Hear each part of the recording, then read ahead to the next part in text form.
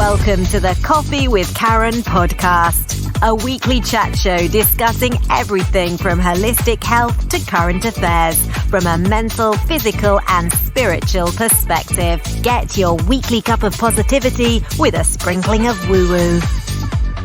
Welcome to a Coffee with Karen, a cup of positivity with just a sprinkling of woo-woo. So each week, my guests will discuss whatever topic they want to discuss, either from a mental, a physical, or a spiritual perspective, or, as in some of the cases, a combination of any combination of all three, or even all of them. Okay. Myself, your host, Karen Roberts. Yeah, my coaching definitely includes all three. You can always come and find me on KarenRobertsCoaching.com. But today's episode is going to be all about how writing your story is a journey of healing. So my guest today is Carol Ann Cooper. So Carol Ann, if you could explain to the listeners a little bit about who you are, what you do, and share your story. Wow. Who I am, it's Carol Ann Cooper, and it is Carol Ann. I did grow up as Carol, and Ann was my middle name, but having been on a journey of self-discovery and personal development, it became Carol Ann because that's now who I am, and it feels different to just Carol because it's like complete difference. I actually was a maths teacher and loved it. I mean, I love maths. I still do. Writing was always a nightmare for me. I hated it. Okay. It's interesting, isn't it, that we tend to be one way or the other. I find that quite fascinating. Yeah, I really struggled with it. But through my daughter's struggle with learning, I discovered something called educational kinesiology, brain gym. And within a 5-month period of taking her to an educational kinesiologist, I just saw so much change in her.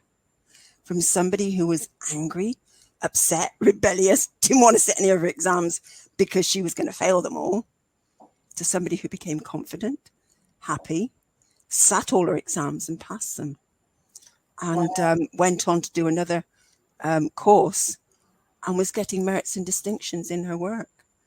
And I just thought, I just have to know more, because she let me sit in on all the sessions, and every time I was coming out in tears, it's like, oh my goodness, just watching that transformation with her. So I just had to know more. So this started not from your own journey then? Are you saying that this came from your daughter's journey? Yes. Yeah. So I then trained in brain gym, and it's funny how the universe sort of works, because everything just seemed to fall into place.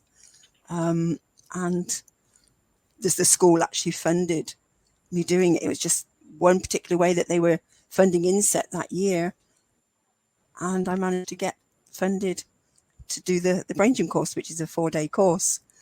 And came back into teaching going, oh wow, look at this, just to find this enormous mountain of resistance, because it's like, this was over 20 years ago. And incredible. But the difference that it made for my students was amazing. So I then went on a journey of self-discovery, training in brain gym and educational kinesiology, eventually having to step out of teaching because it just, I thought, I'm attempting to bring something else in here, and all they could see was a teacher, and you're supposed to be doing this, and I was also head of department. So I did actually, I was off ill for a while, and then I ended up stepping out, but realizing that I needed to step out to take this journey, and train in other complementary fields. Is that because you are very restricted in the, the overall national educational system that if you're trying to teach in a slightly other way, it's a little bit more complicated, or what was going on It was there? more because I couldn't explain it. As I said, this was 20 years ago, and it was, I mean, then it wasn't that well known. Now it is a lot more well known and accepted, but then, yeah, it's like you should be focusing on this, and because I couldn't explain it, it's just like it seemed to fall on deaf ears. It Right. was, I couldn't seem to explain and say, well, look at the difference that it's making. Is that because it was a little bit too woo-woo for them? Yes, absolutely. So, okay, so the topic today is how writing your story is a journey of healing.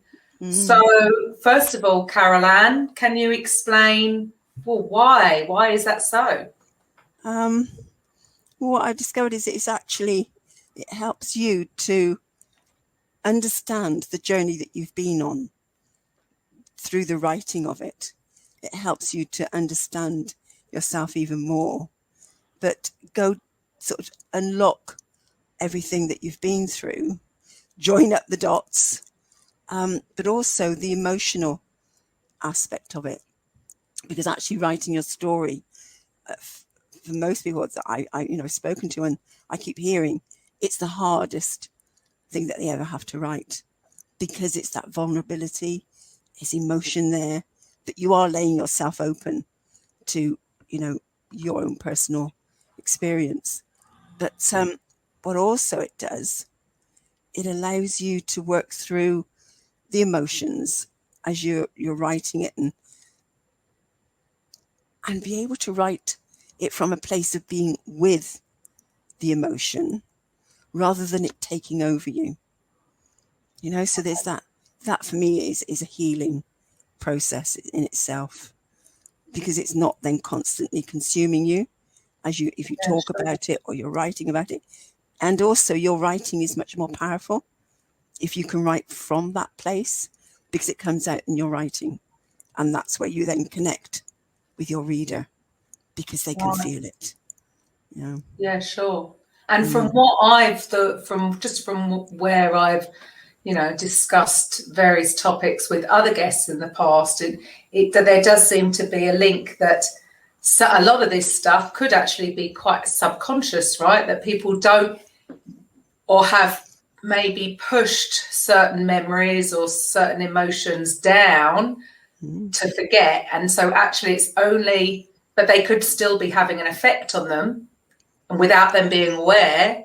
So then I can imagine by writing it, it's bringing it to the surface so that you can deal with it, so that you can move on, and you're dealing with it from, well, whatever age you are now, if we were an adult doing it. So it's not the child responding to the situation. It's now a grown adult having a slightly different perspective on that memory. Is that sort of where it's all about? Absolutely.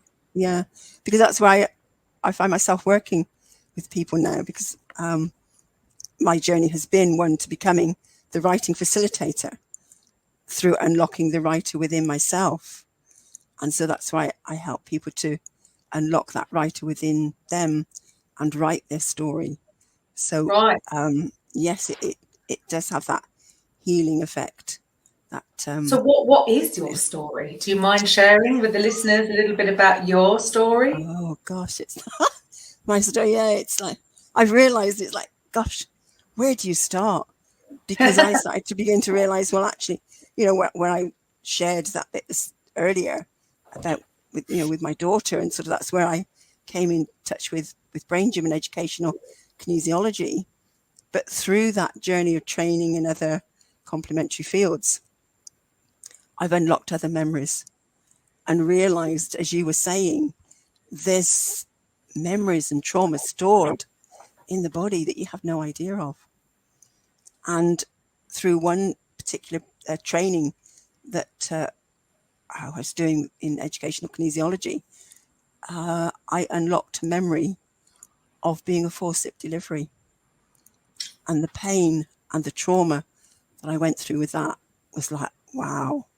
My friend and I were practicing one of the techniques just after we'd done the training. And one of the processes was I needed to, my body had said it wanted to do what was called a 3D repatterning. And it meant I had to lay down, and she was muscle checking me in various different ways. And then there was like what's called the middle section is like the re-education part. And it's where I had to imagine taking out each side of my brain and bringing it back together. And I couldn't do it. It was just like I was led on the floor. My hands would not go together. And I just had to be with that until eventually I literally broke down. I was like, I don't want to be born. I don't want to be born. I don't want to be born. And I was sobbing. I was crying. And bless her, she's like, we only just learned this stuff, practicing. What do I do? And bless her, she actually then did have the foresight to hold some points here, which are emotional stress release points, and just let me work through what was happening. And we then finished that process, and we thought, my body said, okay, let's go through that 3D repatterning again. And so she took me through the steps again. We got to the bit where we, imagine taking out the two hemispheres and filling them and bringing it back together again. And this time it was lighter. There was a pull together of my hands. And then it was like, yes, I want to be born. I can be born. And it was just joy and a delight and a want to be born. And I then, we finished the process. But that night, I found myself all night just on my hands and knees on my bed, pushing my head into the bed and thinking, wow, this feels like I'm being born. Wow. And yet I wasn't scared. It was as if I knew I was okay and what was happening, and I could just let myself go through this. And what I've come to realize is that you unlock memories when you're ready for them, when you have people to support you, so that, has been a learning along the way. But it was about 6 months later that I was just chatting to my mum, don't remember what the conversation was, but just out of the blue, she said, oh, you were a forceps delivery. You didn't want to be born. And I went, really? No. Oh my goodness, because I hadn't actually, I thought at the time, I ought to ask my mum about it, but I never got round to it. And right. just literally it came out. I think, wow. So again, you don't know what's buried.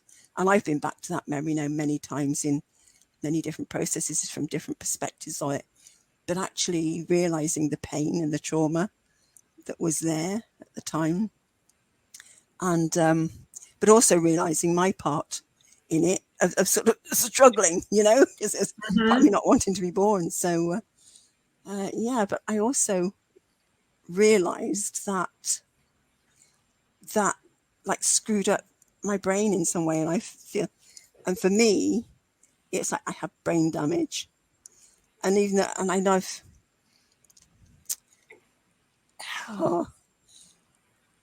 it's really, for a long time, I thought, I can't say this because people are saying, well, what proof have you got? And I go, well, I haven't. It's just how I've now realized what I've come to realize through my own work. And then being guided to read up about different parts of the brain. You know how you find yourself just reading something, a website, a page comes up, or something. It's just been an amazing journey. It's as if I've been guided to read about different parts of the brain and realize that we have two language centers. Right. And there's the input and there's the output center. Yeah. And I always used to say, it's as if words go into this void, never to be seen again. That's how it felt for me. I couldn't find words that I wanted to say or to be able to express myself. And in other trainings that I had, like, so I trained as a master practitioner, NLP, an NLP master practitioner. And in a couple of those processes, it's my training, I remember thinking, this is unlocking something in my brain. Right. And it was as if I'd opened up that pathway and let the words out. Right. And one of the processes we were doing was actually letting a spider out of a cup, because I hated spiders. I like, God, but the process was about me being able to let a spider out, you know, so it's that sort of metaphor. And afterwards, I remember thinking, wow, this is about letting words out. And from that point on, I never again said, it's like words go into this void, never to be seen again. I have much freer access to them. I'm enjoying exploring them more now. I can think more quickly, and I'm more comfortable with saying that I'm not quite sure what that word means, and think about it and look it up, or or ask. Interesting. Yeah, and so it has been a really fascinating journey. So yeah, where does it start? I go like, okay. Wow. Right Back at there. the beginning. How incredible for you to have even, had that initial thought process.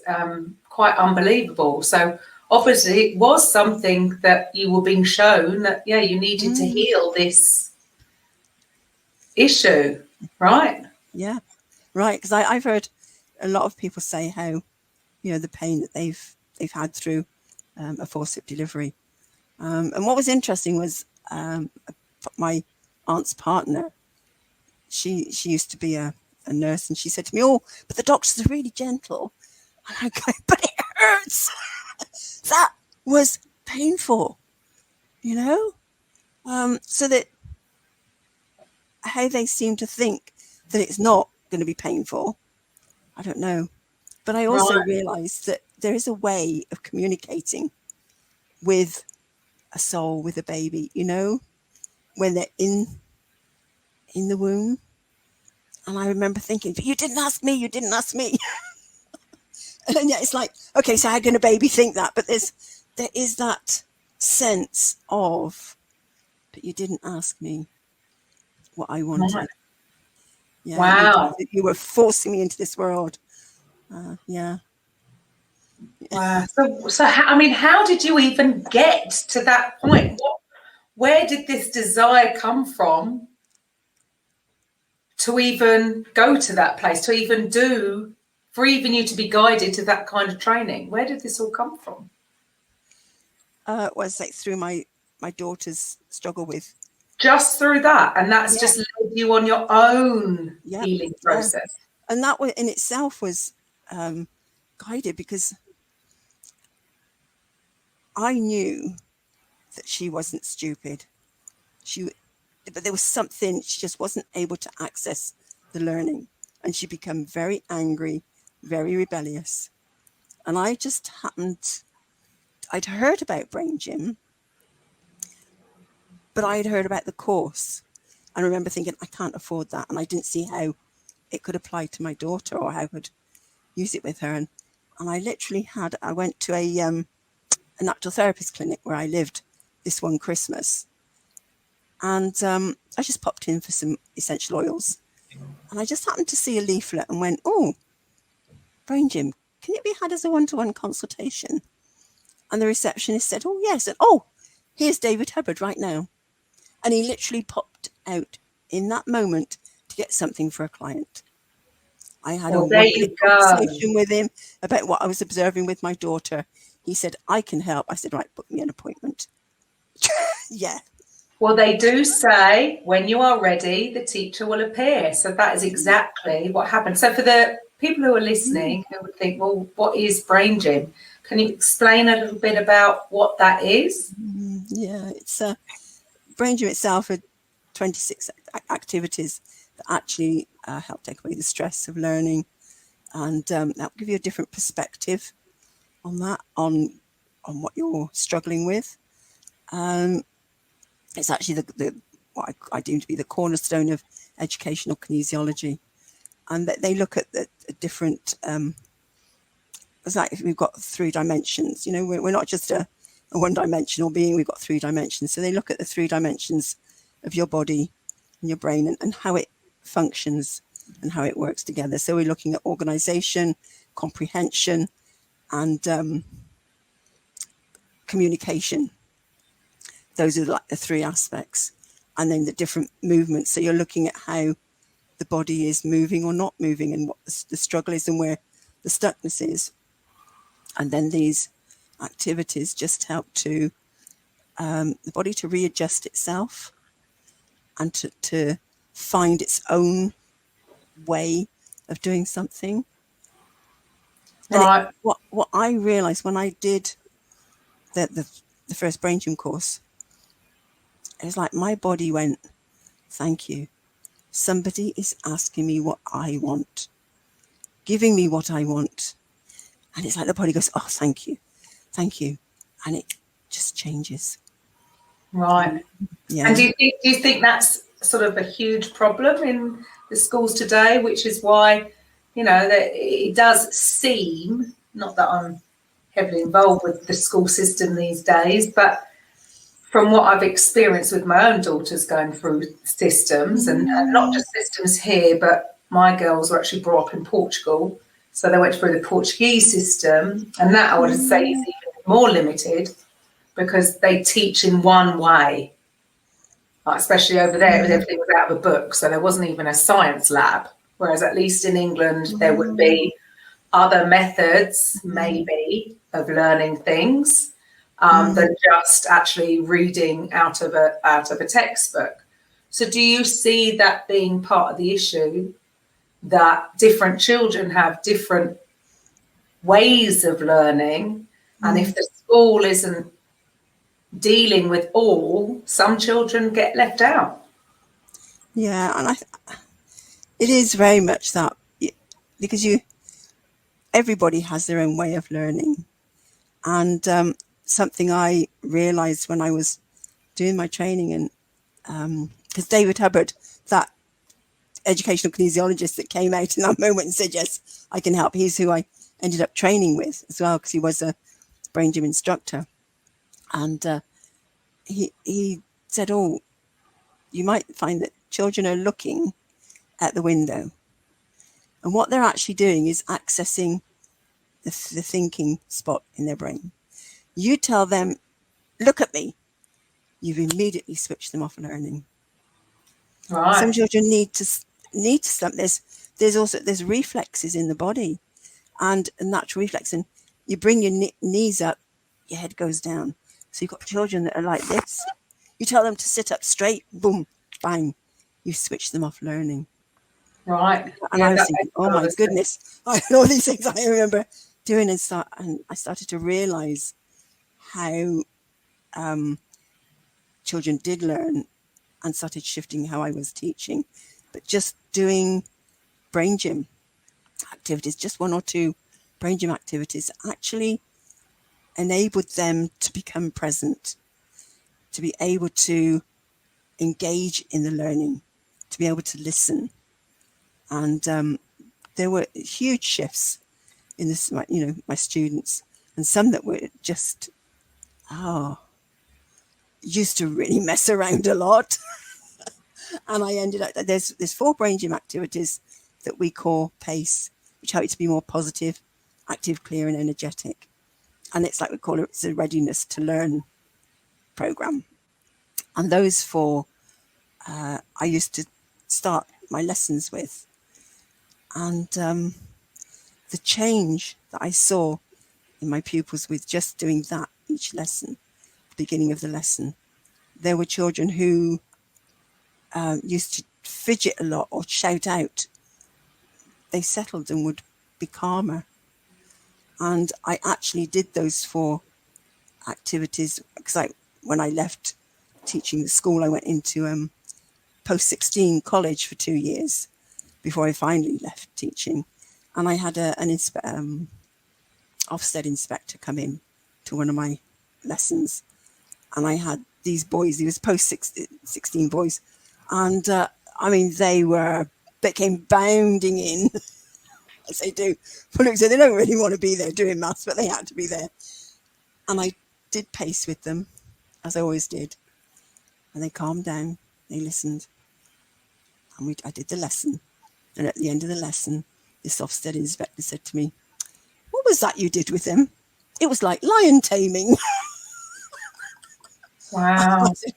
Yeah. So it's very simple, but it has got amazing. What's the word I'm looking for? It's amazing ability to change things for you in a positive way, to take away that struggle. I started realizing because very often you've got students who, it's as if they've got to a ceiling and you can't get them beyond that. Mm-hmm. Or they're forever wanting you to hold their hand and reassure them.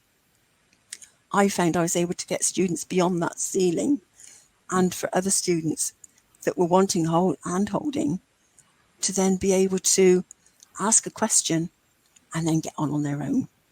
Right. Like, wow. Oh, it seems such a shame. Why isn't this method just mainstream? It sounds like children are missing out. Well, I think everybody, because it's not just children, it's adults. I mean, I'm actually now sharing it in a particular training program as well. I do pace after the break, and I do brain gym after the lunch break and the afternoon breaks.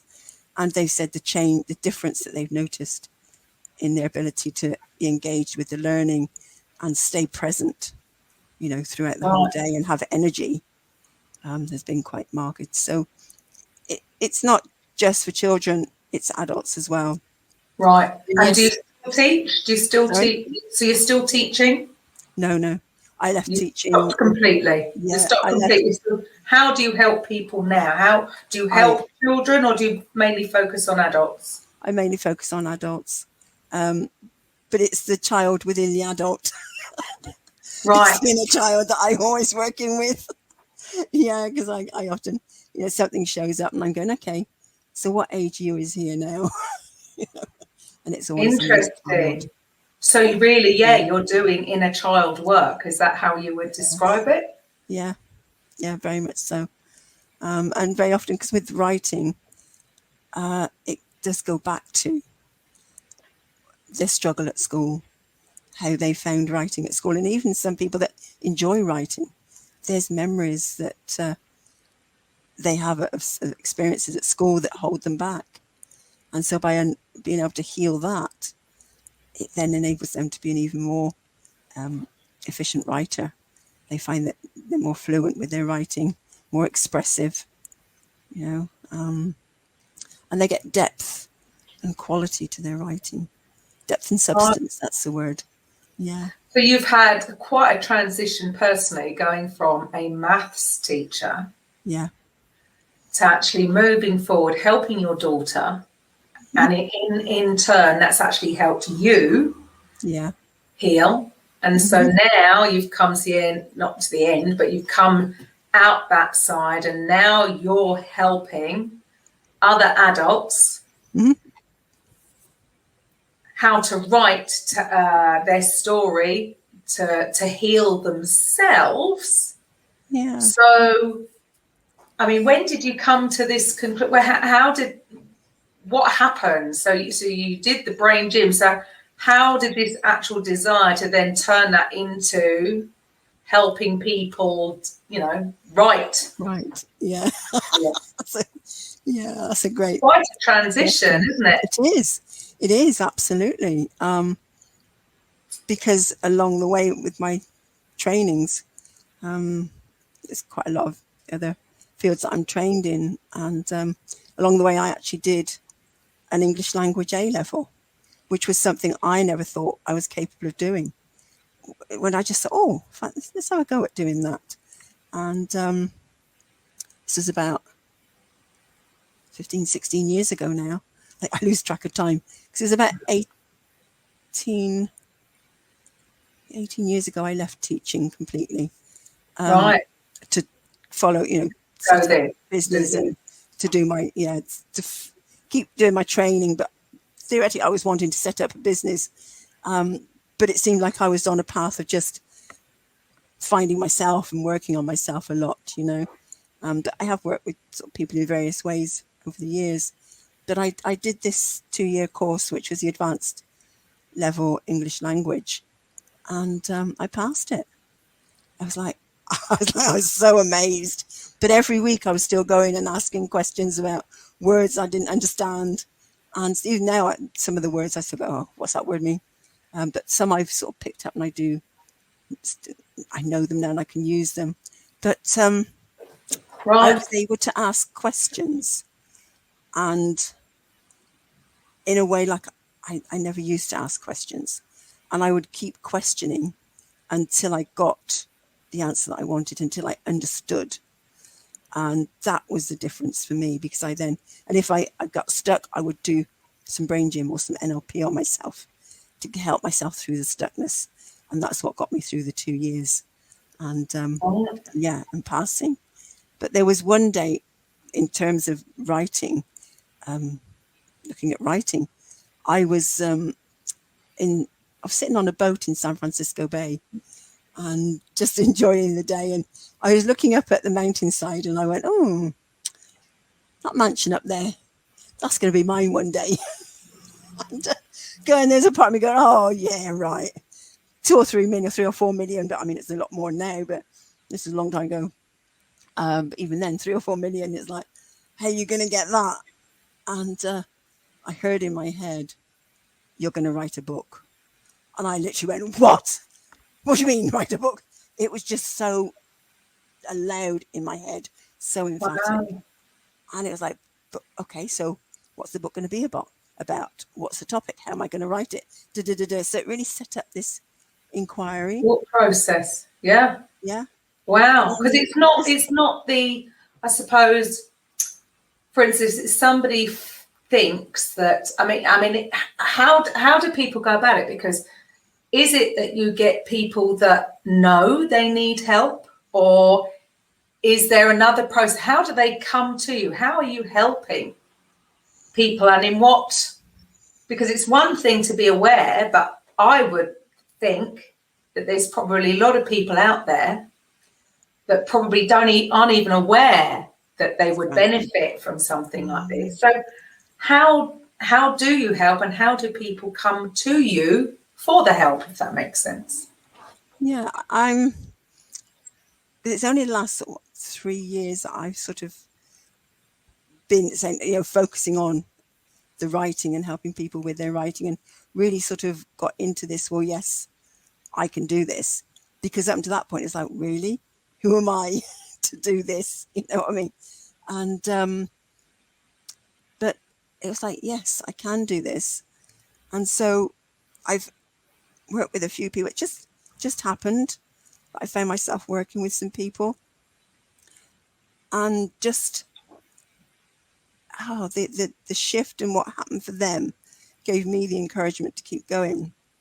And it's now for me to share that, because I do talk a lot now about it. I've been on quite a few podcasts these last sort of 6 months, because for me, I was wanting to be able to get out and speak. So my speaker journey has been very much tied in with this writing journey, and being able to write things down and then speak it out. And so I've been speaking about this journey quite a bit in that respect. But in terms of people coming to me, what I find there's a slight stumbling block, in as much as they think maths teacher, must be an English teacher now. They're still very much stuck in, it's going to be like, how we learned at school. It's going to be that sort of teaching, and it's nothing like that at all. And I know I ran a workshop a few times before. Where are we now? It's about 2 years ago. Yeah. We had lockdown. We forget that we're missing 18 months. Like, where's that time gone?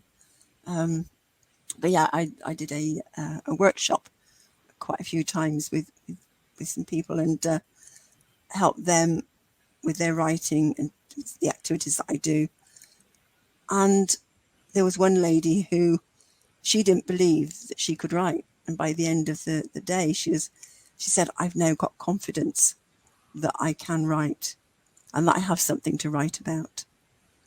And it's, somebody else said, I thought I was coming to, something that would be like a bit like school. I was imagining professors and things like that, she said, and there's nothing like that at all. So it is being able to get over that stumbling block of helping people to realize that what I do is what I say I do, is unlock the writer within. It's all inside you and it's bringing it out, and it is through activities, getting in touch with the stuckness, and then using brain gym or other techniques to make that transformation, because the body can shift for itself. But it is, I have had a few people come to me because they know that what I do works. And I had one lady last year, she knew that she had to write her story, and she knew she had to channel it. And so I worked with her, and she literally was able to just channel it. We went through, again, there's limiting beliefs, there's going back to the inner child. I go back to the basics of writing as well, and other things that sort of come up. And she got her book, her manuscript written. And it is about the fact that it's just, you need to get it written, get the manuscript written. A lot of people get hung up on, well, how do I publish it? How do I correct it and all of this? Well, you've got to get it written first. Because you can't publish what isn't written. No. Yeah. So it's how what I'm finding is I'm needing to help people to take that leap of faith in terms of there is a different way of working. Doing it. And a lot of people that have done my workshops have really said yes. They can see the benefit of it. And they've been helping me with sort of wording and how to explain it. And obviously with their testimonials, it's helped. So are people coming to you primarily because they want to learn how to write their book, and do they understand that it's going to be healing for them? Or are they coming literally because they want to be able to write a book and they don't know how to do it? Yes, they don't know how, or they don't know how to get started. Right. And then they realise that actually the process is a healing process. I see. Yeah. Okay. Yeah. And it's that realising also that the answers are inside, because they're always looking outside for the answers, which is how we're taught. Someone tell me what to do, because that's how we're taught. We'll tell you what to do, what the structure is. And I ran a meetup group about 6 years ago now for about 3 months. And I had this one gentleman, he came each week, and he was doing his master's dissertation, and he was dyslexic, and he literally had his final deadline, and I have to get this in on time. I can't extend it anymore. And bless him, he did all the activities each week, and he kept saying, I can't find. They keep telling me I need to have a structure, and I can't put it into a structure. I said, let's do the work as I'm working with you. And he found his own structure. He realized what he got, all the bits. He was able to look at it, bring it together, create his own structure. And he got it in on time, and he passed. He was just so delighted. There you go. So there isn't, that's just proof again. It's never a one size fits all. Everybody is different in the way they learn. Everybody is different. And like you say, I love that it's in you. We are always, you're so right, that we are always looking for answers outside of ourselves, when actually we have all the answers we could possibly need at any one time already in us, but because of the way we've been schooled, or because of the way we have been using structures, if you like, and processes since childhood, we get to a point where we feel that that's what we need. So really, from what I'm getting from you is that you're teaching people how to actually learn to trust their own intuition, trust themselves, because they've got it within.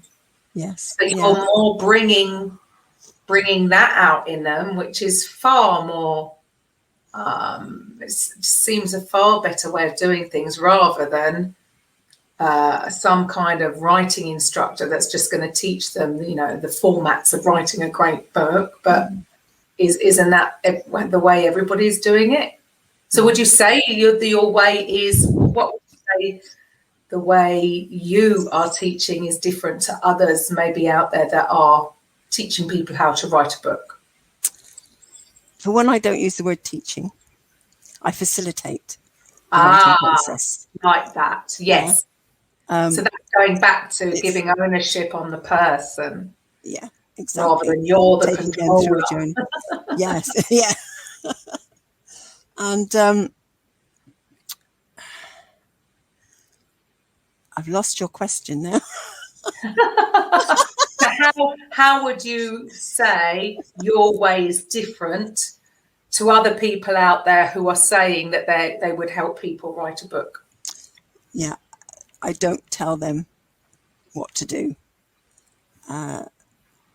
They come and they do some writing, and then we just do various activities so they get in touch with how stuck they are, or what stresses that are there in the body, what their thoughts are. We do some brain gym, or maybe some other activities, and then they redo the activities, and then they redo their writing. And there's always something changes. They're always amazed at the shift that happens with their writing. It becomes more fluid. It's like there's a more emotion comes into it. Sometimes they get more succinct with what they're saying, rather than it just being a whole, what's the word, download, you know, brain dump. It suddenly, there's more flow to it, and it makes sense. But also, very often I find that writing is very much on the surface. People write something, and it's like it's almost, I've got to write it. It's like I've got to get it done.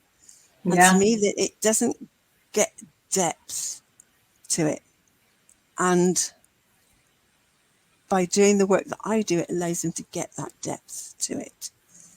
And also, I'm just, let me have some water, because I'm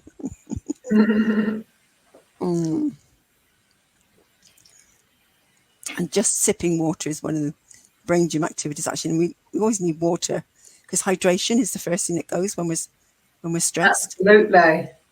And so what we do in brain gym is just sip water, and then just focus on it going down. So you can just feel yourself coming back into the moment. And it allows your body to hydrate itself, you know. And, the difference. Instead of writing from that place of I've got to get this done, and therefore it's very surface, it allows them to go deeper. It allows them to have that time with it and feel into it, and go into it and bring the emotions in there. And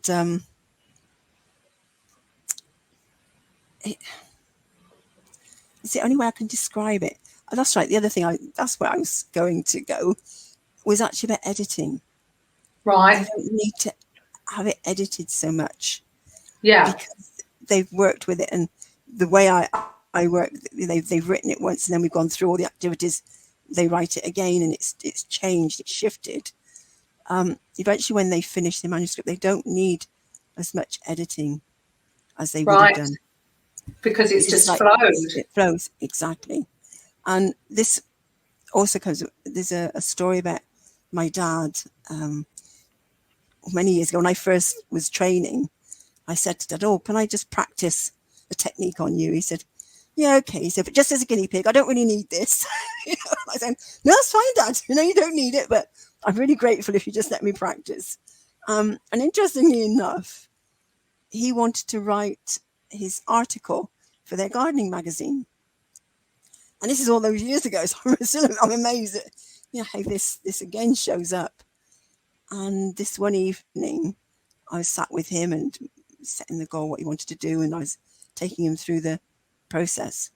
And at one point he said, "Don't mean to be funny," he said, "but I wanted to get this done tonight." I said, "Oh, can you just bear with me, Dad?" Let's just see where it takes us. Anyway, we finished the process, and he found that he completely changed what he wanted to write about. He was then animated and going, "Oh, I could do this and I could do that." And all of a sudden, he was just really clear on what it was he wanted to write about. The next week I went to visit them, and he came bounding down the stairs and he said, "I've written it. I've written it." I said, "Oh, okay." Because he normally just the Monday nights, he would sort of spend that time doing it. And I came in and he bounded down to me, showed me it, and he showed it to my mum. And I said, "So what was different, Dad?" He said, "Well, for starters, your mum hasn't given me a load of corrections to do." There was literally just one bit of punctuation. And he said it was quicker. I got it. It flowed. I wrote it much more quickly. And there was 2 other colleagues who, the 3 of them used to take it in turns to do these newsletters. And he shared it with them, as they do. And I said, "So what was different?" He said, "Well, I didn't have to correct it." He said, "Normally I have to rewrite it about 3 or 4 times before they say it's okay." I said, "Oh, so actually it was quicker in the long run then, wasn't it, Dad?" He said, "Yeah." There you go. And that's exactly for that reason, because it has come from within, and it, rather than it trying to be forced and it's not quite coming out right, so you need to go back and edit and re-edit. So yes, it's just flowing from within. So it's interesting that a lot of the topics that we talk about on this show, it always goes back to the same thing, that we need to trust ourselves more. Need to trust that we all have the ability for it all. So it's interesting that really with what you do, you cover quite a few areas. It's not just helping people to write their story, but so any blockages you're coming up against, you can actually take them back, deal with that, whether that's from their inner child or from whatever part of their lives, so that so it's just more free flowing, and it's just them connecting with themselves. Love it. Yeah. Love it. So you're saying there's that little bit of woo-woo as well, because sometimes it's not just the inner child, it's past, it's of course it is. Of course it is. So it's you are actually covering all areas: the mental, definitely, the physical, because they've got to physically do the writing. And there's definitely a little bit of woo-woo in there, because like you say, people wouldn't have thought that they'd have a memory from being delivered as a baby. I mean, it's quite amazing. And just like you said, some people will realise actually maybe a past life or whatever. So we are going a little bit more into the woo-woo, but it's interesting, isn't it? Have you had some maybe clients that maybe really weren't aware of those kind of things until you actually started to do the work?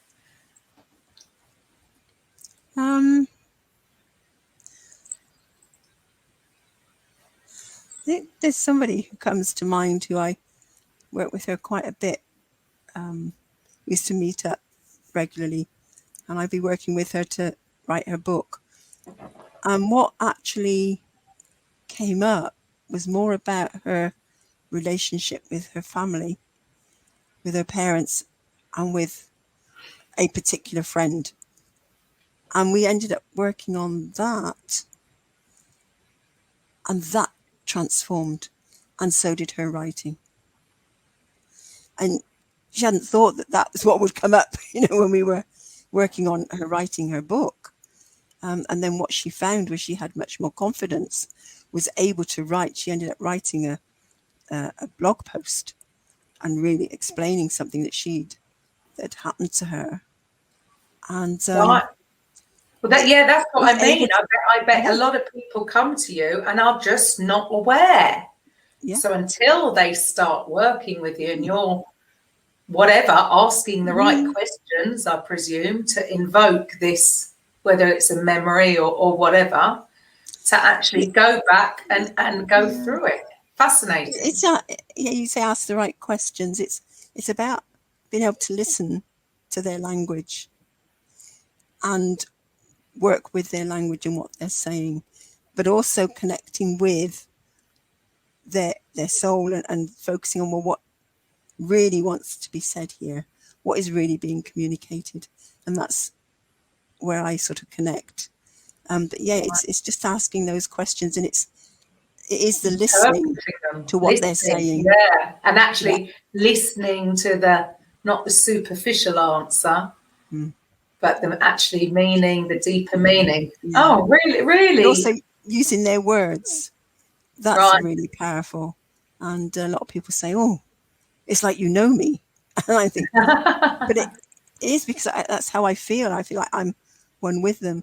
And that has only come about through my own journey of finding myself and working with all these different aspects. It's like something unlocked within me, Which a lot of it, I would say probably every guest we've had is interesting that people have, whatever they've gone through, it is the natural, or it seems to be the natural next step. If you yourself have gone through something and something has helped you overcome it and thrive, it's just the natural next step to want to then go out and share this information with the world to try and help them.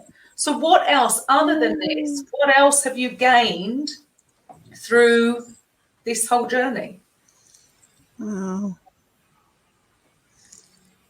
I think the word, a deeper understanding of myself, who I am, what I'm about, confidence to stand up for myself, to say, no, look, that is not what I meant, or this is what I mean. But also to be able to listen to other people and be with them in a way like I never used to be able to be. Because my auditory sense was always my weakest. Visual and kinesthetic were really strong. And so I've done a lot of work on my auditory sense. And as that's opened up, my visual and kinesthetic have literally got even more so. So I've realized that actually by working on your weakest skill, it enhances your stronger skills. And yet they always say play to your strengths. I'm going to work to your weakest strength, your weakness, because your strengths will strengthen. Yeah, sure. So it's that listening, being able to listen to other people.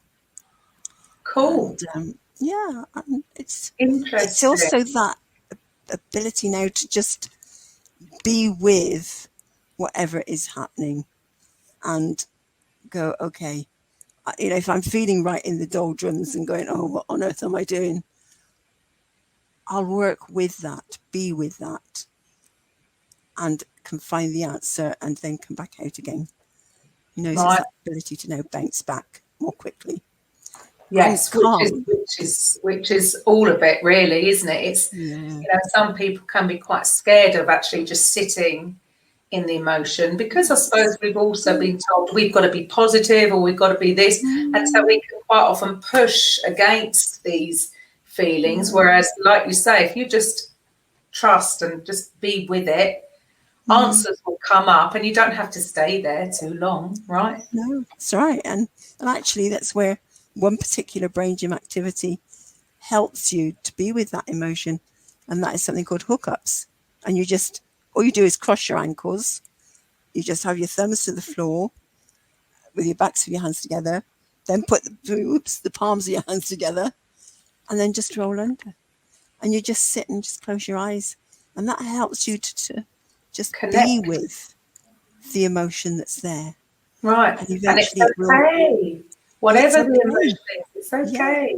Yeah, absolutely. Awesome. So if anybody's listening who thinks, oh, well, I've always wanted to write a book, but I don't think I'm good enough, or I wouldn't know where to start, or I can't write, or any of those sort of negative feelings, how would they, for the listeners, because everybody else will have all your details and links underneath, but for the listeners on Mintwave, how would they actually contact you, Carol-Anne, to start the process maybe, or just to have a conversation? Yeah, I think contact me on through LinkedIn. If they just connect with me there and send me a message on LinkedIn, it's probably the best way. Carol-Anne, Carol, no E, because my mum's a Carol-Anne, but E on the end. So Carol, no E, Anne. With an E. With an E, Cooper. Yeah. Cooper. Perfect. So find her on LinkedIn and connect. Yeah. So, everybody's got a book in them, right? And that's something that I find when I'm talking with people, when I'm sort of networking and I'm having a conversation, they suddenly realize, oh, maybe I have got a book in me. Everybody's got a story. Everybody's got a story. And a story that will support and help someone else. That's another question people think, oh, well, who'd want to read my story? Would this really help other people? Yes. Yes, you have got a story. And yes, it will help someone else. So just believe that. Yeah. Cool. So I'd love to chat with anybody that just wants to explore. Just start the conversation. It doesn't mean you have to do it, but just, like you say, you've helped people even just writing blog posts, just writing without having that block or the fear that it's not good enough or anything like that, to just try and clear maybe any kind of blocks that are going on. So I would put you in all three categories: mental, physical, and spiritual. And I can see how writing your story definitely is a journey, or it definitely can be a journey of healing. So fantastic. Thank you so much for your time, Carol-Anne. And so any of the listeners want to reach out, please reach out to her on LinkedIn. So wonderful. And what do you feel like you're really on purpose now with your work? Yes, I'm getting back to it again. I've been the last month I've been in the doldrums going, oh, what am I doing? What am I doing? What am I really doing? Is this what I'm meant to be doing? And I feel like I'm coming back out. But I think that's what we've all been going through for the last 18 months, right? You start to question it all, I think. Definitely. But it sounds like you really are on purpose. It's fantastic. It's actually come from your own story as well, and your daughter's story. I mean, that's where it all started. Yeah, and I also been helping my grandchildren as well. So brilliant. Helping them has helped me along the way as well. Yeah. So and having this conversation with you today has really helped again in that walk. Oh, yes. Awesome. Good. This is what I want to do. So thank you. What you want to do. So brilliant. Yeah. Thank you for your time today, and also to the listeners. And I will be back next week with a Coffee with Karen. Thank you. Bye. Welcome to the Coffee with Karen podcast, a weekly chat show discussing everything from holistic health to current affairs from a mental, physical and spiritual perspective. Get your weekly cup of positivity with a sprinkling of woo-woo.